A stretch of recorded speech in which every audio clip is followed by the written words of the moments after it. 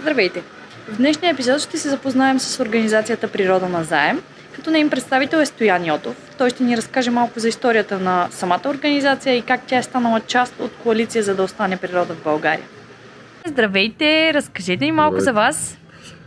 Стоян Йотов се казвам аз и еколог съм по образование и по професия. Това работя и винаги това съм работил, слава Богу, защото това са ми интересите от малък. Занимавам се с птички и тревички, както казват някои, но става просто за природозащита, нали? Природата е много важно нещо и освен това се занимавам и с екологично образование в организацията, на която където членувам и на която бях дори известно време и председател. А можете ли да ни разкажете малко повече всъщност за самата организация, как е възникнала, история, нещо, което вие смятате за интересно? Организацията се казва Природа на заем. Името е странно за някои хора, но всъщност става въпрос за... То е взето от, може би знаете, има един индиански вожд в Северна Америка, който е казал, той е бил, мисля, че първият индианец, който е бил член на Конгреса американския.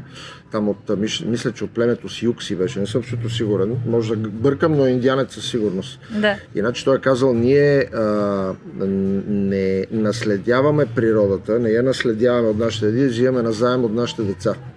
Не мисля, че е ясно какво означава това и така от това нещо идва името на организацията. Тя е създадена през 92-а, ако не бъркам година, от хора с най-различни професии и интереси, но всичките обединени от желанието да опазват, да помогнат за опазване на природата. Всъщност те са събрали се, мислили са много какво може да се направи. По това време в България е имало много малко неправителствени организации. Организации, които се занимали с екологично образование, имало много малко. Също това е основният фокус на Природа на заем. Занимаваме се с екологично образование, както за деца и подрастващи, така и за техните учители, което е също много важно. Работим с училища, с читалища, с информационни центрове на национални паркове. Произвеждаме, също имаме и права за излъчване и дублаж на научно-популярни филми, посветени на природата, документални и български, но и чуждестранни. Имаме такива споразумения, сключени с дистрибуторски компании, които поддържат правата на тези филми и всъщност сме дали и продължаваме да даваме много такива филми на дирекция на националните паркове в България, на много училища, на много читалища. Много от тях са филми на някогашните, за съжаление мисля, че вече не работят, студия за телевизионни филми, екран и време, които са произвеждали много хубави български документални филми за природата. За съжаление почти не се правят вече такива, но ние така поддържаме наследството им. Продължаваме да ги популяризираме. Отделно това имаме много проекти, които се занимават с екологично образование. Имаме публикации, разработваме доклади, въобще такива неща правим. Работим по поръчки, които са свързани с екологично образование например на Министерството на околната среда и водите. В проекти имаме много наши, както сме и партньори в проекти на други организации. Да. Можете ли да ни разкажете какво ви отведе към коалиция за да остане природа в България? Преди всичко приятелството с най-напред, което е много важно за всичко в живота, приятелството с хората, които се създали. Тези хора ние ги познаваме. Ние сме всъщност от един отбор. Това са хора, които познаваме от много години. То се получи спонтанно, защото беше като реакция на случващото се в България в сферата на лошите инвестиции, насочени срещу природата. Едва ли има нужда да обяснявам за какви лоши инвестиции става въпрос. Достатъчно е да се отиде на Черно море или някъде в някои от нашите планини, особено където има курорти. И абсолютно дори за незапознатия става веднага ясно за какво става въпрос. Значи бетона, който е навсякъде и който се увеличава все повече и повече, в планините незаконната сеч, по морето строителството на стъклено-бетонни комплекси и всичко това представляват безотговорни инвестиции. Не, че не трябва да има инвестиции, но безотговорните инвестиции са това, което руши всичко.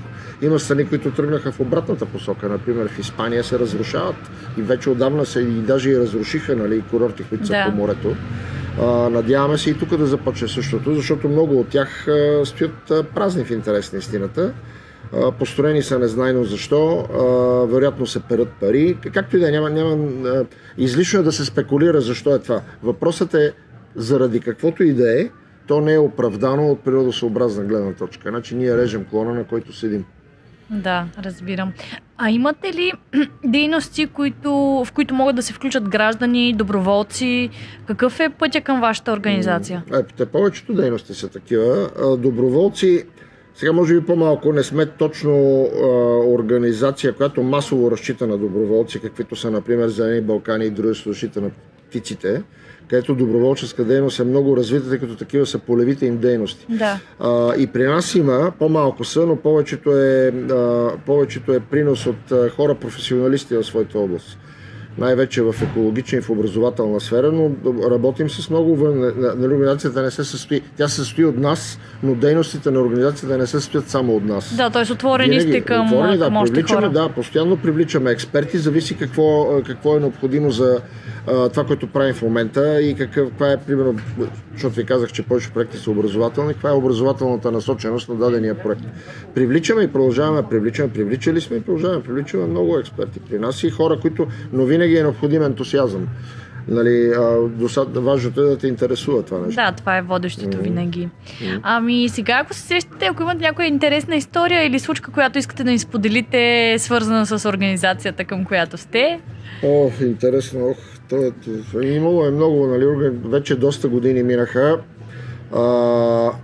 Аз по-скоро бих казал, че интересното е това. Случки сигурно ще се сетя. Трябва да мисля доста, ще се сетя. Нали, знаете, човек се сеща за нещата, които са вицове или причат на вицове при повод. Нали, да. Когато стане въпрос за това. Обаче интересното е, че значи в райони, в които сме работили, нали, в селски райони в България, където хората преди това не бяха абсолютно нищо не бяха чували за гражданско участие, такива неща, тия понятия бяха, нали, някъде далечни. Взети от тавана на въображението, нали, някъде там.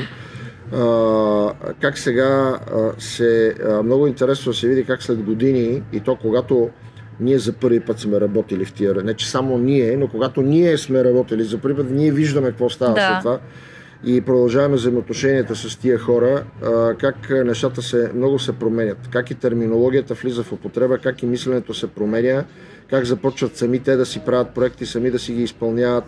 Но научили са много неща и това е много интересно и приятно да се вижда. Чудесно явление, тъй като каузата се популяризира. Да, имаме нужда. Значи гражданското общество в България продължава да не е достатъчно развито, нямаше да се лъжеме. В смисъл, има много хора, които са с високо гражданско съзнание, обаче има и много такива, които не са. И може би не са затова, защото не е имало кой да ги въвлече, кой да ги включи, кой да ги ентусиазира. Колкото повече се случва това, толкова по-добре. Защото има много неща, въпреки че вече сме в Европейския съюз, има много неща, които не са добре и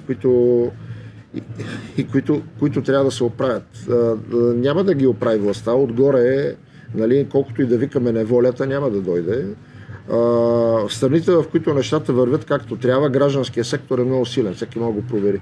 Че винаги е така. Винаги има тясна зависимост между силата на гражданското общество и това да се случат правилно нещата в България. Когато гражданското общество го няма или е слабо, нищо не става. Държавата сама, нали, а бизнеса във всички страни, бизнеса трябва да бъде възпитаван понеже говорим за природата, в природосъобразно отношение към нещата. Иначе сам по себе си бизнеса гони печалби.